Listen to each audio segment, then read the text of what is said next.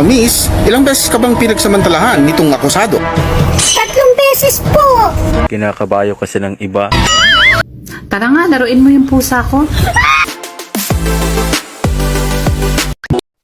Ate, tingnan mo tong kamay ko. Pasmado na. Kakasalsal mo yan.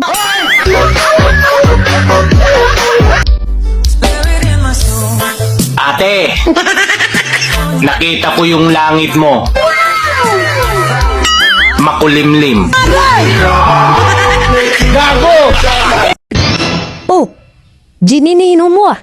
Bakit hindi Red Horse? Pag Red Horse kasi, naalala ko yung ex ko. Ha? Bakit? Kinakabayo kasi ng iba.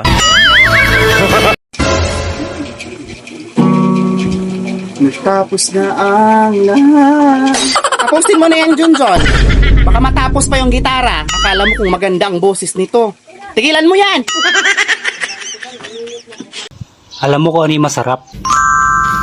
Yung dinilaan mo na't lahat, tumulo pa rin. Yung ice cream ba?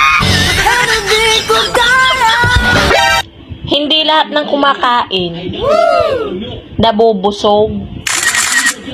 Yung iba pagod na pagod. Boring, no? Tara nga, laruin mo yung pusa ko. Miss, ilang beses ka bang pinagsamantalahan nitong akusado? 3 beses po. Sinungaling! 2 beses lang! Bakit? Di ba counted yung nasa ibabaw ako?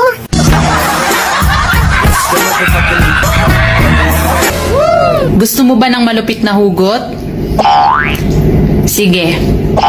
Ibaon mo muna.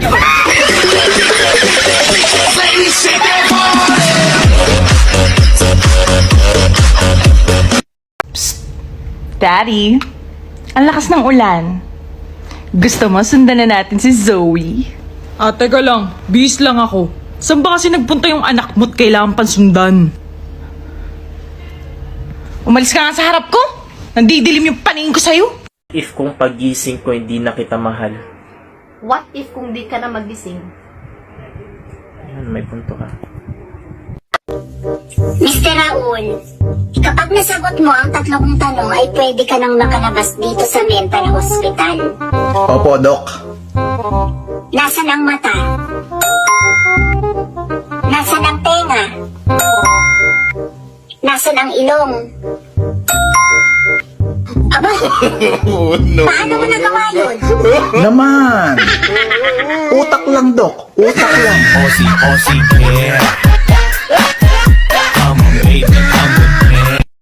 Panawagan sa lahat po ng mga pangit. Manatili lang po sa loob ng bahay. Sinabi ng manatili lang sa loob ng bahay eh. Pumasok ka dun.